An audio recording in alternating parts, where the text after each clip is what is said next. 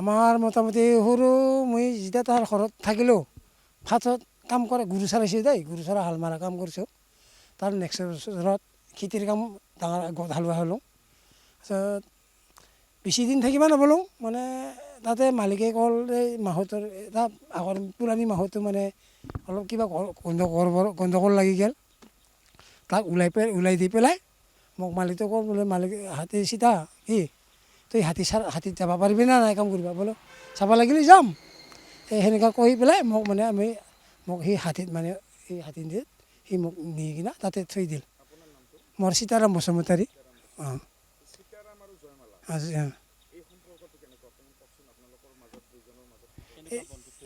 এতিয়া বৰ্তমানে মই মোৰ লগতে বহুত বছৰ হ'ল চলোৱা মৰম কৰোঁ ময়ো মৰম কৰোঁ আৰু ইও মোক মৰম কৰে তাৰ লগতে মই চলি আছোঁ এতিয়া সংসাৰ অঁ তেতিয়া গা বেয়া হ'লে মানে কিন্তু এই দুখ লাগে এতিয়া মালিকক লগে লগে জনাই দিওঁ ডক্তৰ হাতীটো অলপ বেমাৰ হৈছে ডক্তৰক লৈ আহক বুলি কিনে তেতিয়া মালিকটোৱে মোক কয় তই এতিয়া মই যাম অমুক দিনা যাম দিনা মই ডক্তৰটো লৈ আহিম এই এনেকুৱা গা বেয়া হ'লে মানে ঘাঁহ পানী নাখায় সেইটোৱে তেতিয়া আমি আৰু অলপ চলপ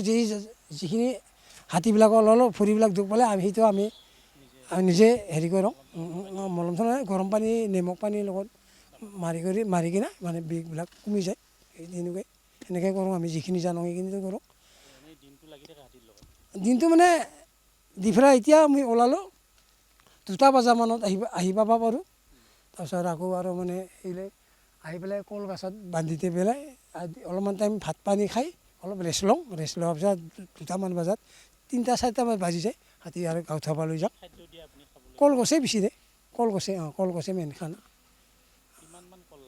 এইটো মানে দিনত আমি ডাঙৰ হ'লে চাইজৰ হ'লে 6ডাল আনো সেই সেনেকৈ আৰু 6ডাল সদায় আনো অঁ কাজিৰঙাত 6 মাহ থাকোঁ 6 মাহৰ পিছত আমি যাওঁতে 1 মাহ লাগে আহোঁতে 1 মাহ লাগে আমি অক্টোবৰত যাওঁ এই দুৰ্গা পূজাৰ টাইমত দুৰ্গা পূজাৰ আগত আমি যাই পাব লাগিব তাক মেডিকেল কৰাৰ টাইমত আমি যাই পাব লাগিব তাৰপিছত মেডিকেল কৰাৰ পিছত আৰু মানে যিটো পানী ডাঙৰ হয় তেতিয়া কেইদিনমান আৰু 2-3দিনমান বহাই দিয়া হাতীটো যেতিয়া পানীবিলাক অলপ শুকাই যায় তেতিয়া মানে চাফাৰী কৰাৰ কাৰণে যাওঁতে 1 মাহ গৈছে এতিয়া ৰেষ্ট লোৱা সময় এতিয়া আমি বেলেগ কাম কৰিব দিলেও আমি নাযাওঁ 6 মাহ মানে আমাৰ কষ্টই হয় না হাতীবিলাকো জিৰণি লওঁ এই অলপ দিনতে আমি গণেশ মন্দিৰ বনাইছোঁ গণেশ পূজা কৰি দিলোঁ 20,000 টকা খৰচা কৰিলোঁ নিজে বন্ধুত্ব আমাৰ খুবেই ভাল হাতীটো খুব শান্ত ধুনীয়াকৈ থাকে ভালকৈ সেনেকুৱা বহুত মৰমীয়াল হয় আৰু কথাবিলাক বুজি পায় মানুহৰ লগত একটা ফেমিলিৰ নিচিনা আমাৰ লগত ধুনীয়াকৈ থাকে আৰু ভালকৈ খোৱা লোৱা অলপো কিবা নকৰে ধুনীয়াকৈ মিলিজুলি থাকে ভাল লাগে এটা পৰিয়াল আমাৰ ঘৰৰ খেলা ধূলা কৰে অলপমান ঘৰটো চিনি পায় ঘৰত গ'লে আৰু অলপ ভাল পায় এনেকুৱা আৰু অলপমান নামটো জয়মালা হয় বয়স প্ৰায় 65 মান হ'ব হয় 60 হয় তাতে আপোনাৰ 6 মাহমান থাকে 6 মাহ থাকি আপোনাৰ আহাতে 1 মাহ যোৱাতে 1 মাহ আৰু ঘৰত আহি 4 মাহ থাকে আৰু হয় সেনেকৈ পাৰ কৰে আৰু ৰেষ্ট আৰু মাহঁতৰ লগত এতিয়া বৰ্তমান যিটো মাহত আছে তাৰ লগত সম্পৰ্কটো ভালেই এনেই মাহঁতৰ লগত আৰু ইয়াৰ মানে 10-15 বছৰ হৈ গ'ল থকা একেলগে